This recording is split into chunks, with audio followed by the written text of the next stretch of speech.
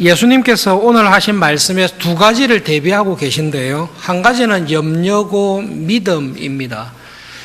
염려에 대해 반대말, 염려의 반대말을 써봐라라고 하면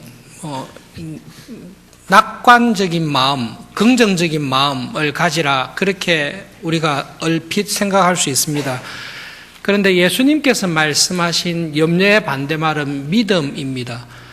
믿음이 없기 때문에 염려를 예수님께서는 지적하고 계십니다. 그래서 오늘은 말씀을 전할 때에 예수님께서 말씀하신 염려가 무엇인지, 그리고 그 염려가 왜 죄가 되는지 염려에 대해서 살펴보고, 하나님에 대한 믿음과 신뢰 안에서 염려를 회복한 사람, 염려가 정리된 사람은 어떤 믿음을 가지고 살아갈 수 있는지 예수님께서 하신 말씀을 가지고 살펴보겠습니다.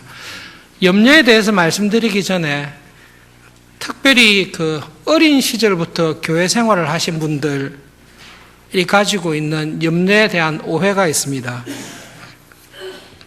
교회에서 신앙생활하고 믿음 안에서 쭉 자란 사람들이 성경 말씀을 균형 있게 이해하지 못하고 한 부분을 어린 시절에 강하게 들어서 그게 안 좋은 습관으로 남아있을 수 있는데요. 예수님께서 염려하지 말라고 말씀하셨을 때는 지금 나에게 있는 여러 가지 어려움이나 문제들에 대해서 생각하거나 깊게 연구하지 말라, 그 뜻은 절대로 아닙니다. 예수님께서 염려하지 말라, 내일을 위해서 염려하지 말라고 했을 때 불확실한 미래를 위해서 미리 대비하거나 직장이나 나의 삶에 대해서 어떤 계획을 세우지 말라, 그렇게 말씀하신 것은 전혀 아닙니다.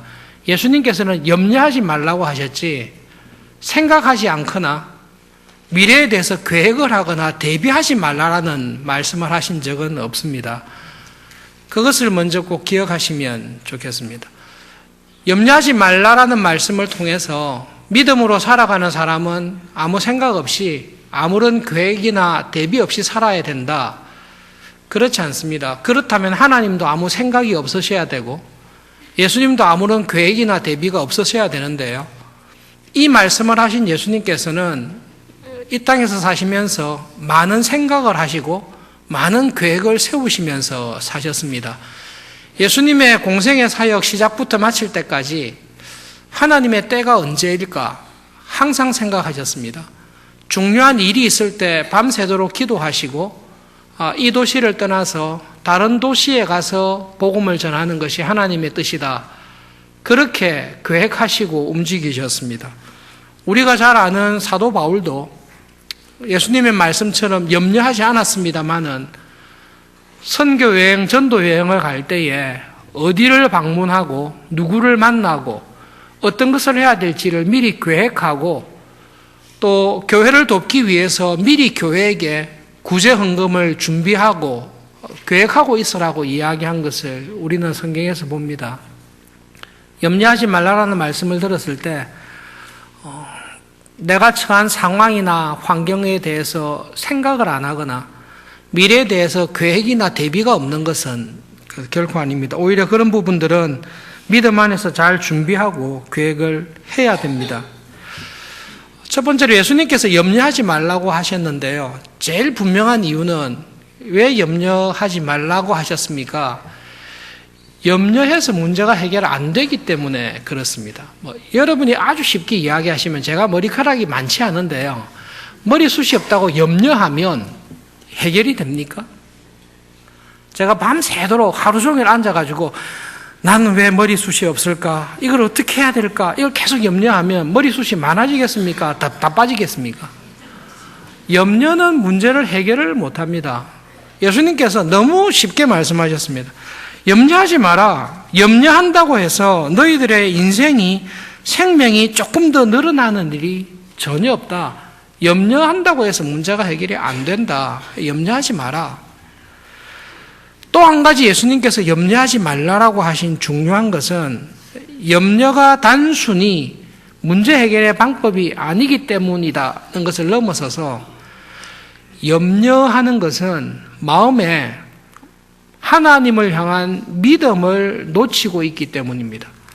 이 말씀을 쭉 하면서 믿음이 적은 너희들아고 이야기하면서 염려하는 사람에게는 하나님을 향한 믿음이 거의 없다, 하나님을 향한 신뢰가 없다라는 것을 문제로 지적하고 있습니다. 그래서 예수님께서는 염려에 대해서 우리에게 사람이 하나님을 모셔야 되는데, 마음의 중심에 하나님을 모시고 살아가야 되는데, 하나님께서 계실 자리에 염려를 두고 살면 하나님의 나라와 뜻을 이루는 일에 전혀 쓰임받지를 못합니다. 세상에 대한 욕심에 사로잡히면 하나님의 나라와 하나님의 뜻을 이루는 사람으로 쓰임받을 수 없듯이, 염려를 마음의 중심에 안고 살아가시면 하나님께서 그런 사람을 쓰실 수가 없습니다. 가족들끼리 함께 모여서 이런저런 이야기를 나누는 가운데 자연 가운데 한 분이 이런 이야기를 들려주셨어요. 군대를 다녀오시고 대학에 복학을 했는데 앞으로 어떻게 살아야 될까라는 마음에 염려가 있고 걱정이 있었습니다. 그래서 이걸 어떻게 해결할까 하다가 군대를 마쳤고 서울에서 학교는 다녀야 되는데 이 문제가 커서 70년대 대학 다닐 때 내가 땅끝 마을에까지 가보자. 땅끝 마을까지 쭉 가다 보면 거기 가면 이 문제가 해결되지 않을까 싶어서 그 땅끝 마을까지 갔답니다. 며칠을 걸려서 쭉 갔어요. 갔는데도 문제가 해결이 안 됐어요. 그래서 이 문제를 해결해야 되는데 어떻게 해야 될까 하다가 땅끝 마을에서 걸어서 장흥까지 가서 장흥에서 제주도 가는 배가 있거든요. 그러니까 제주도까지 왔대요. 저희들이 이번에 같이 모였었을 때. 그까지 왔는데도 마음의 고민과 미래에 대한 것들이 정리가 안 됐습니다. 그런데 깨달음이 있었답니다. 처음 생각에는 서울을 떠나서 땅끝 마을까지 가면 거기서 문제가 해결될 거라고 생각을 하고, 거기도 안 돼서 이제 배를 타고 제주도까지 가면 그 사이에 문제가 해결될 거라고 생각했는데 해결 안 된 이유가 서울에 있던 땅끝 마을에 있던 제주도에 있던 내 마음에 그 염려를 내가 붙들고 있다는 것을 알았습니다. 그러니까 문제가 해결이 안 되죠. 베드로가 이야기한 대로 너희의 모든 염려를 주님께 맡겨버리라. 내 마음에 하나님을 내 마음의 중심에 모시고 내가 생각하고 고민할 모든 것을 하나님께 맡기면 하나님께서 내 삶의 중심에, 마음의 중심에 계시면 이게 정리가 되는데, 하나님을 중심에 모시지 않고 오히려 염려와 걱정을 내 마음이 딱 붙들고 있으면 어떤 환경이 바뀌더라도 어떤 상황에 있더라도 내 문제는 해결되지가 않습니다. 그래서 여러분, 이 염려에 대해서 우리들에게 실제적인 삶을 통해서 교훈을 준 사람 두 사람이 있는데요. 구약에 있는 하박국 선지자의 말씀을 먼저 한번 들어보겠습니다. 구약으로 가시면 하박국 3장에 구약성경 1305페이지쯤에 우리가 잘 아는 하박국 선지자의 고백이 있습니다. 구약성경 1304페이지쯤에 하박국 3장 16절부터 19절까지 한 절씩 교독하겠습니다. 하박국 3장 16절부터 19절입니다. 내가 들었으므로 내 창자가 흔들렸고 그 목소리로 말미암아 내 입술이 떨렸도다. 무리가 우리를 치러 올라오는 환난 날을 내가 기다림으로 썩이는 것이 내 뼈에 들어왔으며 내 몸은 내 처소에서 떨리는도다.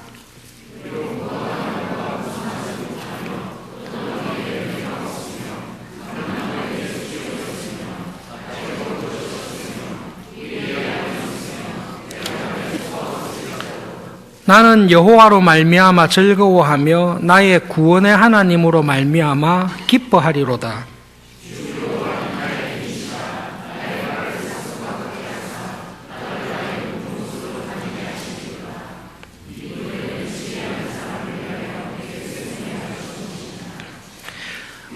우리가 알다시피 하박국은 예레미야하고 동시대 사람으로 알고 있습니다. 그 말은 유다가 확실하게 망한다는 것을 알고 있는 사람입니다. 하나님께서 아무리 도우셔도, 우리가 아무리 애를 써도 유다를 향한 하나님의 심판은 분명하고, 유다를 심판하실 때에 유다보다 더 죄가 많은 바벨론, 갈대아 사람을 통해서 심판하실 거라는 이야기도 하박국은 알고 있습니다. 하박국의 상황이 지금 이렇습니다. 무화과 나무, 포도나무, 감람나무의 열매와 소출이 하나도 없습니다. 좀 더 부업으로 하고 있는, 좀 더 수익을 낼 거라고 생각했던 사업이나 일들이 다 망했습니다. 밭에 식물도 먹을 것도 없습니다. 기본적으로 유지해야 될 직장이나 사업이 안 되고 있습니다. 우리의 양도 없습니다. 외양간에 소가 없습니다. 쉽게 말하면 아주 절망적입니다. 다니던 직장은 그만두게 됐고, 앞으로 일할 수 있는 기회도 전혀 없고, 은행에 잔고도 하나도 없습니다. 지금 상황은 염려할 수밖에 없는 상황입니다.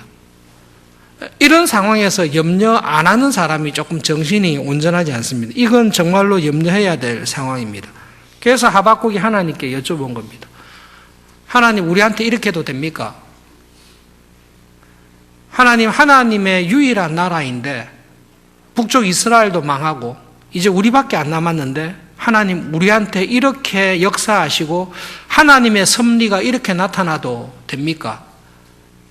그리고 하나님께서 이런 섭리를 이루실 때에 우리보다 더 악하고 부도덕한 그런 나라를 통해 우리를 치는 것이 하나님 이렇게 해도 됩니까? 이렇게 하시면 안 되지 않습니까? 그 고민과 갈등 속에서 하나님께 기도하고 있습니다. 그런데 하박국이 한 가지 깨달은 것이 있습니다. 나에게 허락하신 어려움이나 환경이나 역경, 하나님의 섭리인데요. 하나님의 나를 향한 뜻인데, 나를 향한 하나님의 뜻이 이런 식으로 나타나고, 하나님께서 사랑하신다고 한 교회와 우리를 향한 하나님의 섭리가 이런 방식으로 이루어진다면 하나님 이거 됩니까? 라는 고민이 있었습니다. 유다를 완전히 망하게 하시는데 됩니까? 그때 하박국이 깨달은 것이 있습니다. 하나님께서 우리를 징계하시고 바벨론을 통해 심판하시고 나라를 망하게 하시는 것이 우리를 버리는 것이 아니구나. 이러한 모든 과정 속에서도 하나님께서 우리와 함께 하시고 이런 모든 역경과 환난을 허락하셨지만 하나님께서 우리를 징계하시는 것은 우리의 죄를 인함이고 우리를 죄에서 건지기 위함이고 오히려 이런 심판과 징계를 통해 하나님은 우리를 하나님께로 다시 회복시키시고 우리에게 참 소망과 구원을 주시기 위해서 이런 일을 하시구나. 하나님께서 지금 이 일을 하시는 것은 나를 괴롭히려고 하시는 것이 아니라 우리를 향한, 나를 향한 하나님의 은혜와 하나님의 사랑이 이렇게 나오는 거구나. 하나님이 나와 함께 하시구나. 그런데 지금은 하나님의 징계와 심판을 받을 때구나. 그런데 하나님께서 나와 함께 하시구나. 그것을 깨달았습니다. 정상적인 상황을 보면 염려하고 좌절할 수밖에 없는데, 그러나 나의 구원의 하나님, 하나님께서는 지금도 나와 함께 하시고 이런 모든 환난과 어려움 속에서도 나의 힘이 되시고 결국은 나의 발을 사슴과 같게 하사 높은 곳으로 다니게 하실 것이라는 나를 향하신, 우리를 향하신 하나님의 은혜와 사랑을 믿는 믿음이 딱 하박국의 마음에 들어갔을 때 나온 고백입니다.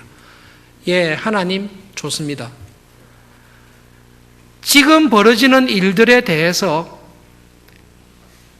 염려와 환난이 있지만 이것이 우리를 향한 하나님의 정당한 심판이고 하나님의 뜻이라면, 그러나 이 모든 속에서도 하나님께서 우리와 결국 함께 하시고 우리의 구원의 하나님이 되시기를 포기하지 아니하신다면 이 모든 일들이 일어나도 아무런 상관이 없습니다. 왜냐하면 이 모든 상황을 하나님께서 컨트롤하고 계시는 것, 하나님께서 이 모든 상황을 주장하고 계시고 하나님의 뜻에 따라 이루어지고 있다는 것이 확실하다면 그 하나님이신 것을 보여줬기 때문에 하나님 이 모든 일이 일어난다 할지라도 저는 염려하지 않습니다.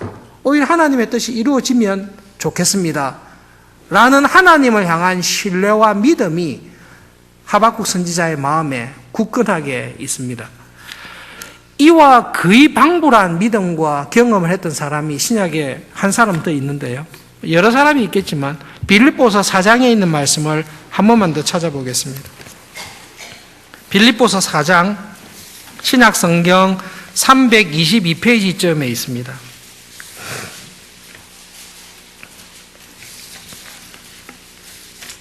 빌립보서 4장 11절부터 13절까지 한 절씩 교독하겠습니다. 11절, 12절 교독하시고 13절 함께 읽겠습니다. 11절입니다. 내가 궁핍함으로 말하는 것이 아니니라.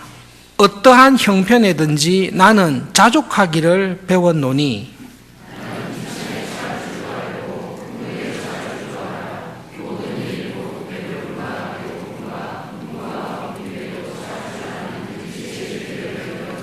함께 읽겠습니다. 내게 능력 주시는 자 안에서 내가 모든 것을 할 수 있느니라.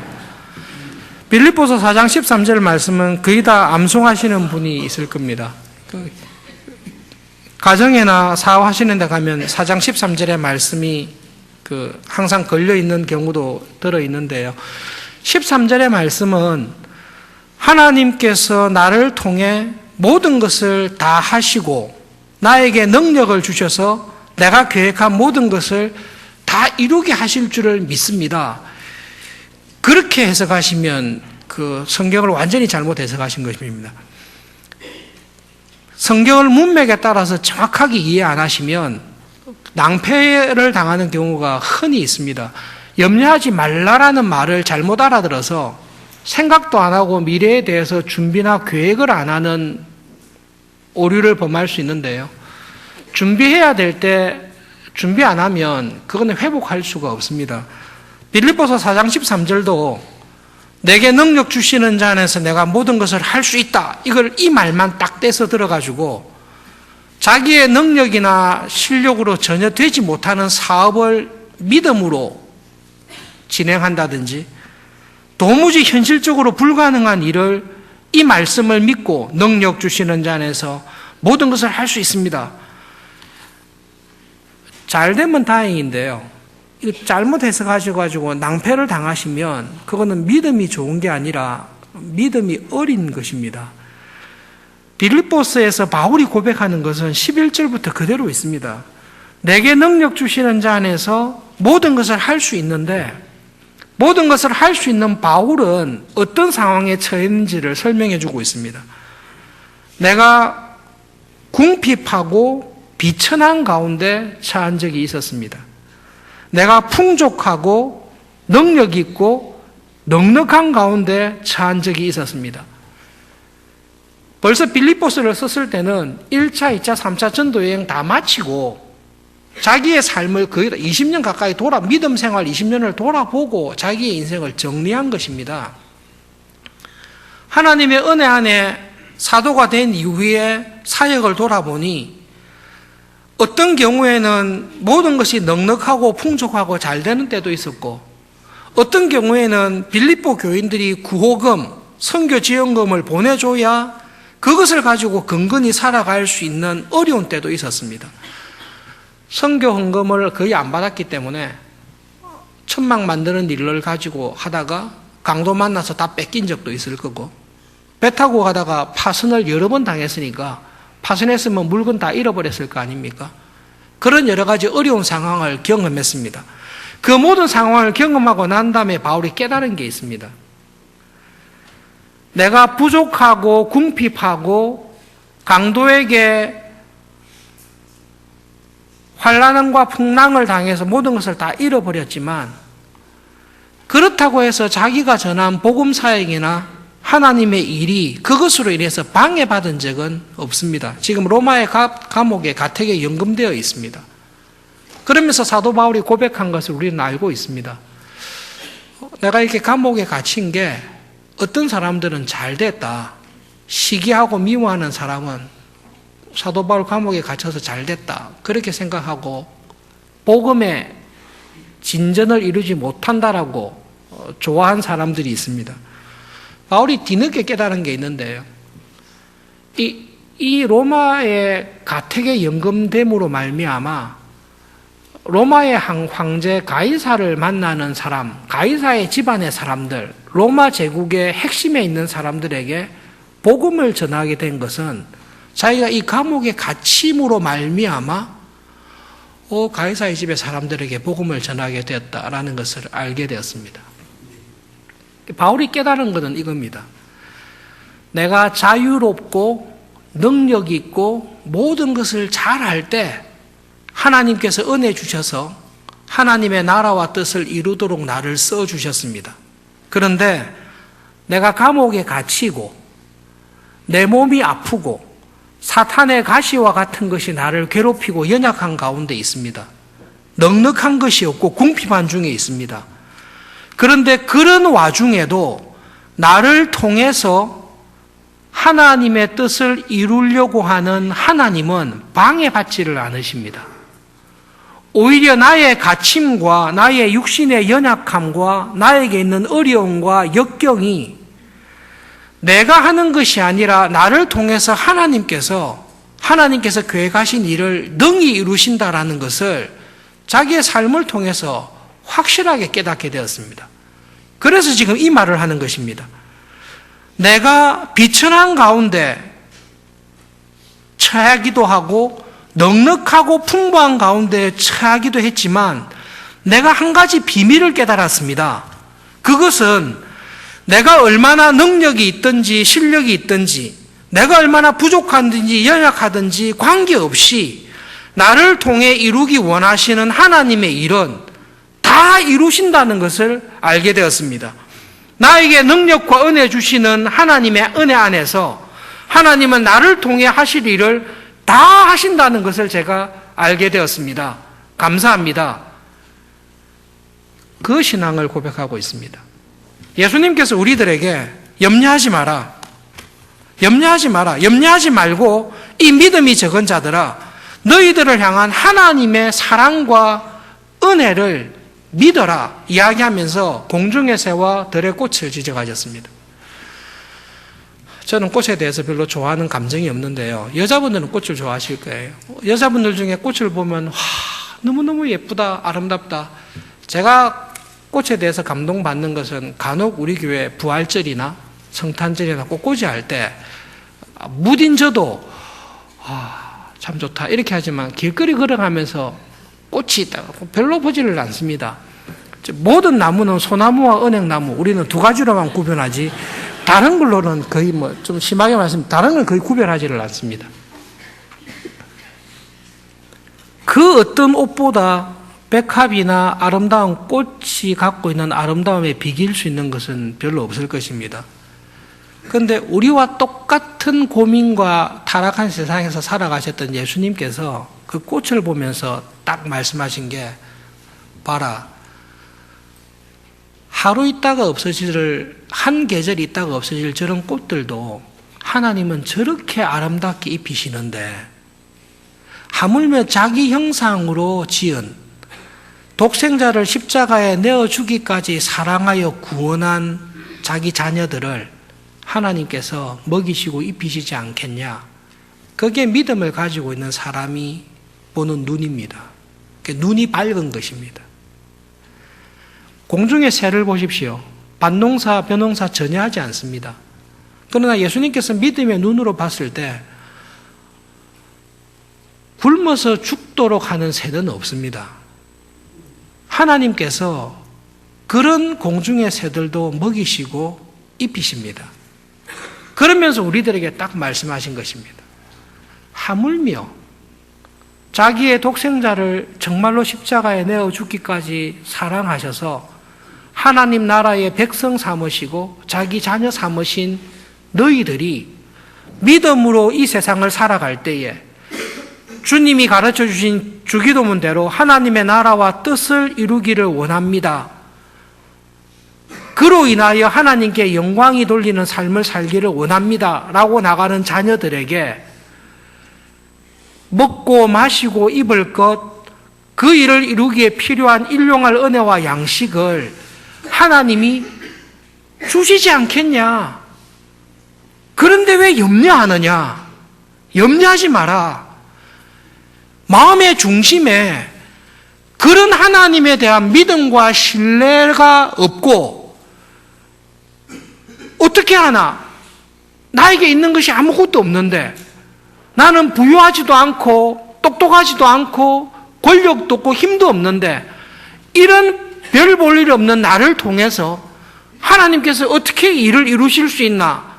라는 염려를 하는 것은 착한 게 아니라 믿음이 없는 것입니다.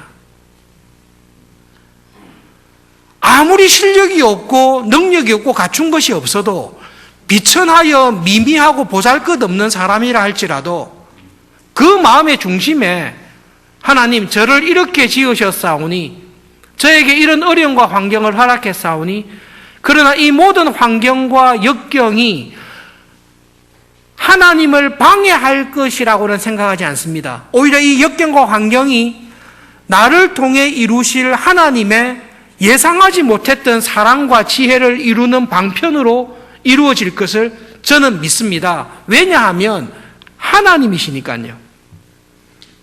그 믿음을 가지고 살라고 우리에게 말씀하십니다. 착하고 경건한 그리스도인들 가운데, 겸손한 교인들 가운데 이렇게 생각하는 게 있어요. 나를 볼 때에 크리스찬으로, 목회자로, 신앙인으로 내가 이 정도 딱 준비됐어요. 그리고 다른 사람을 보니 나보다 더 잘 준비된 사람이 있어요. 내가 이거밖에 안 돼요. 아무리 봐도 이거밖에 안 돼요. 이렇게 하고 싶은데 이 수준이 정말 이거밖에 안 돼요. 그래서 하나님 앞에 이렇게 생각하는 겁니다. 하나님께서 아무리 저와 함께 하시고 하나님께서 은혜를 베푸신다 하더라도 제가 가지고 있는 게 이거밖에 안 됩니다. 그러니 하나님께서 아무리 저를 통해 일하셔도 이 정도밖에 하나님 못합니다. 이게 착하고 믿음이 좋은 겁니까? 교만한 겁니까? 성경의 창세기부터 나와 있는 모든 믿음의 사람들을 보십시오. 하나님께서 하나님의 사람을 쓰실 때 그 사람이 준비한 것을 통해서 일하시는 건 맞습니다. 그러나 내가 이 정도 준비됐다고 해서 나를 통해 일하시는 하나님의 은혜와 능력이 여기에 묶여 있지는 않습니다. 절대 여기에 묶여 있지는 않습니다. 오히려 내가 이 수준밖에 안 되기 때문에 하나님께서는 이 정도밖에 안 되는 나를 들어서 일을 하셔서 이런 일을 하셔서 이 일이 내가 한 일이 아니라 나를 통해 하나님께서 하셨다는 것을 우리에게 보여주기를 기뻐하십니다. 커피 브레이크 인도하는 여자 집사님들하고 화요일마다 모여서 출애굽기 쭉 하고 있는데요. 10가지 이적, 홍해를 가르는 일, 만나를 주는 일, 반석을 쳐서 물이 나오게 하는 일, 그 모든 일들 가운데 모세가 한 일이 있습니까? 하나도 없습니다. 모세가 한 일은 하나도 없습니다. 모세가 한 일은 초창기에는 하나님에게 계속 교만하게 뻗댄 것, 그리고 나중에 믿음이 좋아지고 난 다음에 모세가 한 일은 하나님께서 하시는 일을 봅시다. 이거밖에 없습니다. 하나님께서 모세를 통해서 능히 모든 일들을 다 이루십니다.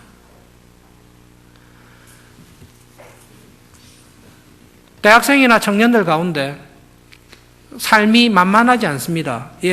어렵고 힘들고 앞으로 더 어려울 거라고 생각합니다. 예수님 재림하실 때까지 이 세상은 그럴 겁니다. 나는 큰데 예수님 재림하실 때까지 하나님을 믿는 믿음으로 살아가려는 사람에게 또 이 세상에 있는 사람들에게 세상이 한 번도 편안하고 하나님을 믿는 믿음대로 살 수 있도록 도와준 적은 없습니다. 그런데 이런 염려가 있습니다.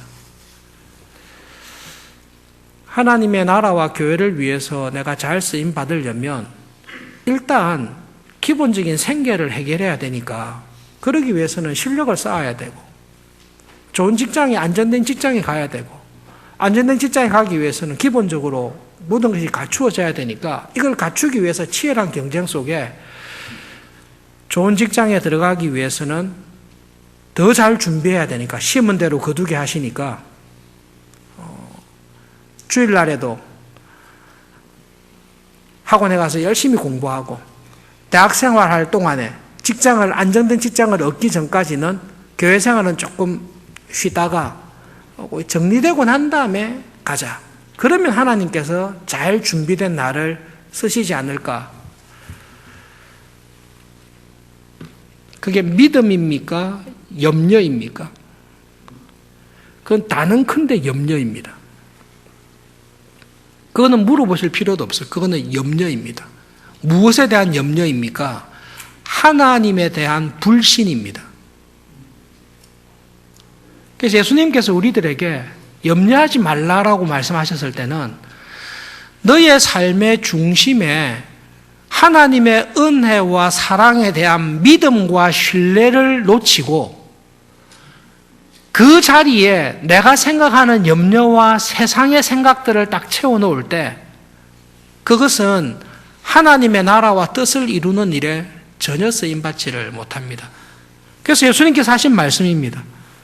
이런 하나님에 대한 믿음, 공중의 새와 들의 꽃을 백합화를 먹이시고 입히시는 하나님에 대한 믿음이 있다면 그 믿음이 있는 사람은 하나님의 나라와 하나님의 뜻을 구하는 일을 열심히 할 수 있습니다.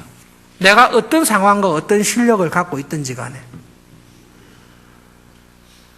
예수님께서 우리에게 주시는 말씀이 너를 보고 네가 속해 있는 환경과 어려움 속에 빠져서 하나님의 은혜와 사랑을 믿는 믿음을 놓치게 될 때에 우리는 염려를 품고 살게 됩니다.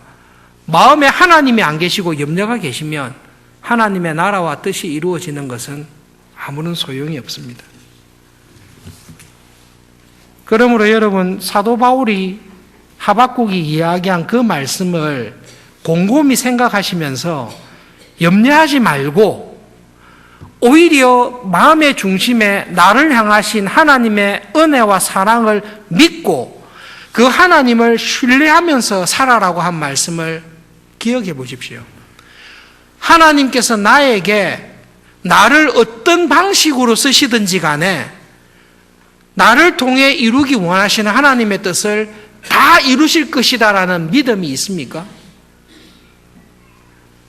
정말로 그 믿음이 있습니까? 하나님께서 내가 부족한 점이 있고 갖춘 것도 있고 잘하는 것도 있고 못하는 것이 있지만 하나님은 저를 있는 모습 그대로 받아주셔서 저를 통해 이루기 원하시는 하나님의 뜻을 온전히 이루어 주십시오라고 전적으로 신뢰하며 내 삶을 맡길 때 나를 통해 이루기 원하시는 하나님의 뜻을 하나님은 다 이루실 것이다 라는 하나님에 대한 믿음이 있습니까?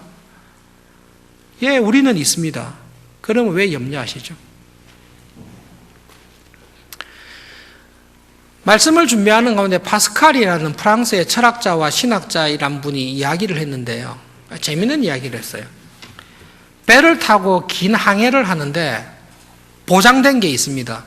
어쨌든 이쪽에서 저쪽으로 갈 때에 머리털 하나도 상하지 않고 안전하게 저쪽으로 다 갈 거다라는 확정이 있습니다. 그러면 여기서 저까지 갈 때에 아무런 사고 없이 아무 일 없이 쭉 가는 게 재밌습니까? 해적도 만나고 풍랑도 만나고 온갖 일들을 다 하고 가는 게 재미있습니까? 사람마다 취향은 다르시겠지만 저는 만약에 제가 전쟁터에 나갔는데 하나님께서 너는 머리털 하나 잃어버리지 않고 건강하게 전쟁을 마치고 올 거다라는 확정을 했으면 저는 최전방에 가서 아마 전쟁을 경험할 것 같습니다. 하나님께서 우리들에게 하신 약속이 그겁니다. 너를 통해 이루기 원하는 나의 뜻은 내가 어떤 일이 있어도 다 이룰 거다. 그런 나를 믿고 내 뜻에 순종하면서 살기를 원하느냐? 내가 너를 확실하게 지켜주겠다. 라고 했을 때 그 믿음이 있으면 우리는 염려하지 않습니다.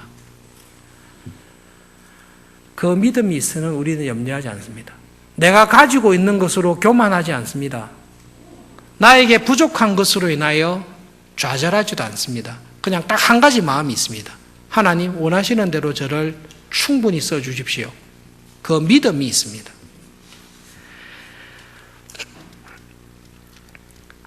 결론적으로 예수님께서 하신 말씀을 보면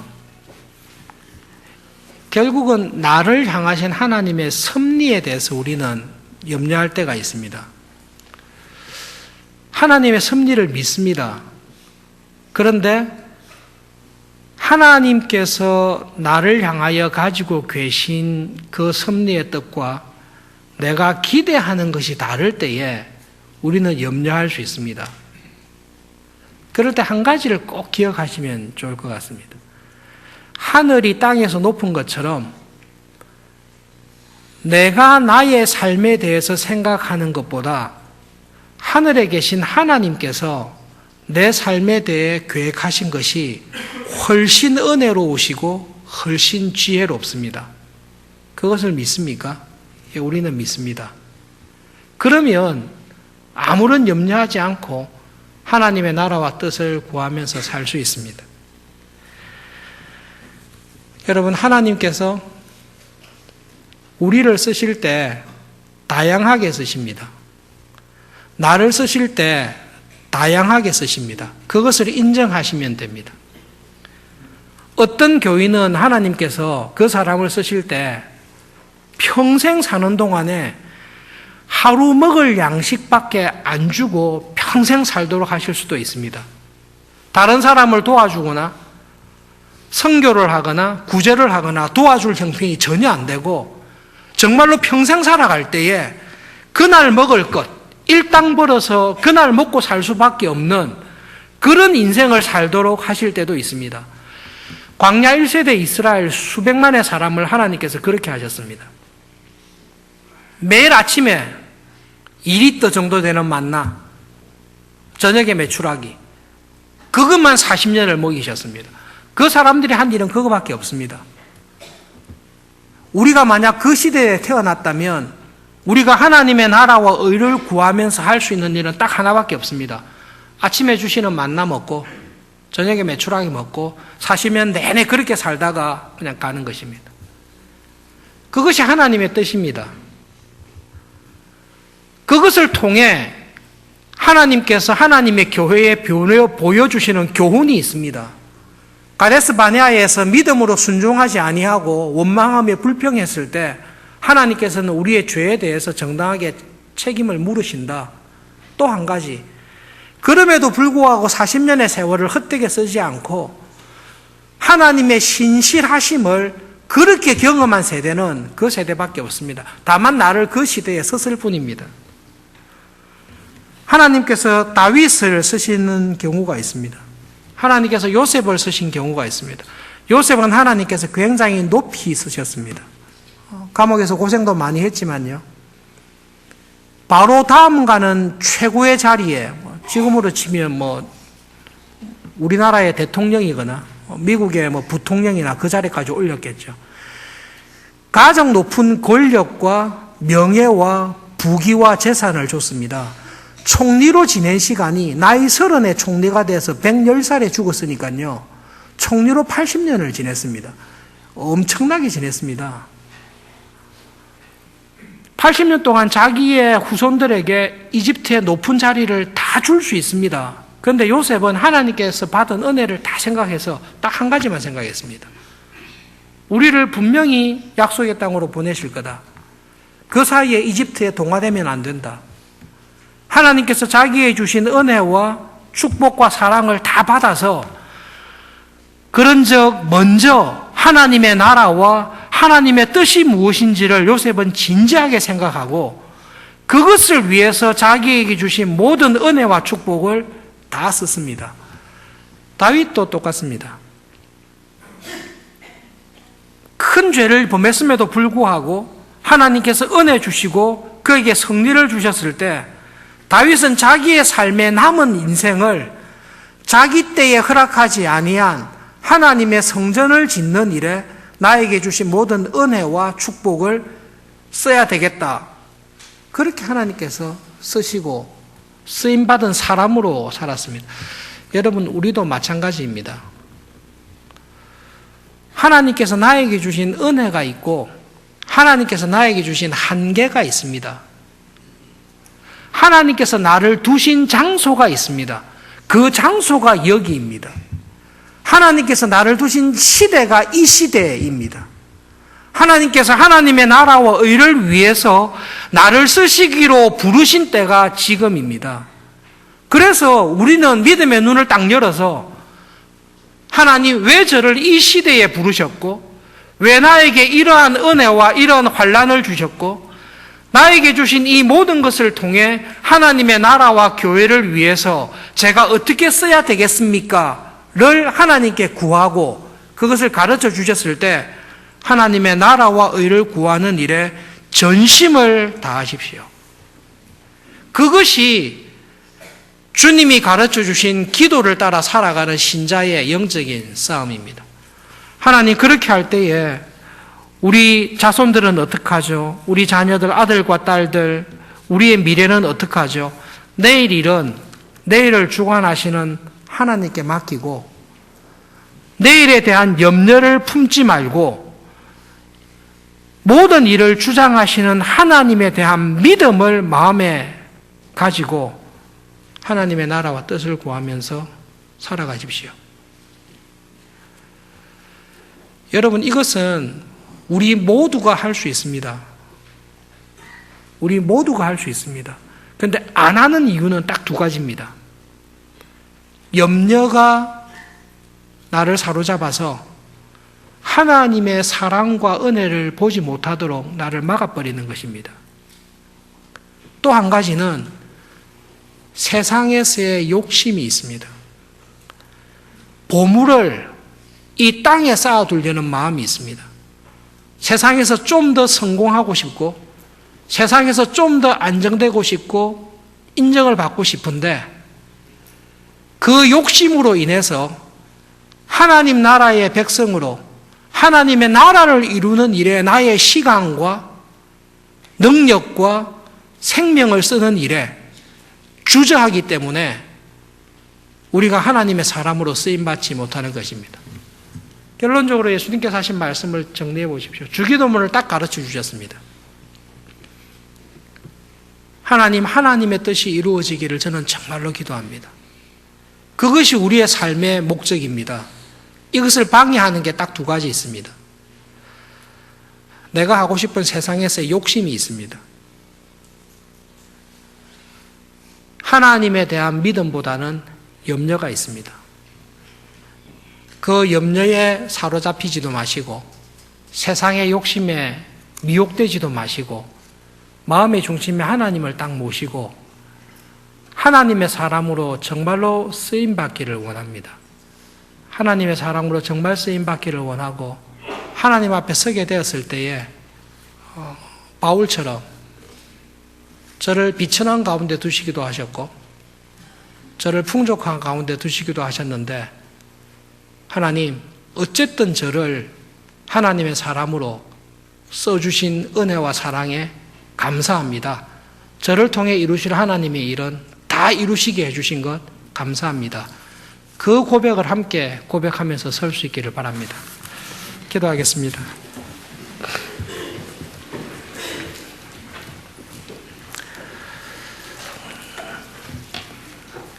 예수님 제자들에게 보물을 땅에 쌓아두지 말고 하늘에 쌓아두라고 말씀하셨습니다. 예수님 제자들에게 염려하지 말고 하나님의 선하심과 은혜를 믿는 믿음으로 살라고 말씀하셨습니다. 하나님 아버지, 이 시간 저희들의 믿음의 눈을 열어주십시오. 하나님께서 나에게 주신 궁핍함과 풍족함이 무엇인지를 보게 해 주십시오. 하나님, 저희들의 믿음의 눈을 열어주셔서 나에게 주신 하나님의 모든 은혜와 선물을 가지고 어디에 보물을 쌓고 있는지, 하늘에 쌓아둔 나의 보물이 무엇인지를 볼 수 있는 믿음의 눈을 열어주시옵소서. 사도 바울과 같이, 요셉과 같이, 모든 믿음의 선배들과 같이 믿음으로, 하나님을 믿는 믿음으로 우리의 남은 삶을 살 수 있도록 도와주시고, 하나님 앞에 서게 되었을 때에 저희들을 통해 하나님의 선하신 뜻을 이루신 하나님을 찬양하며 진심으로 감사하는 마음으로 주님 앞에 설 수 있도록 이번 한 주간 우리의 남은 삶을 은혜로 인도하여 주시옵소서. 예수님의 이름으로 기도합니다. 아멘.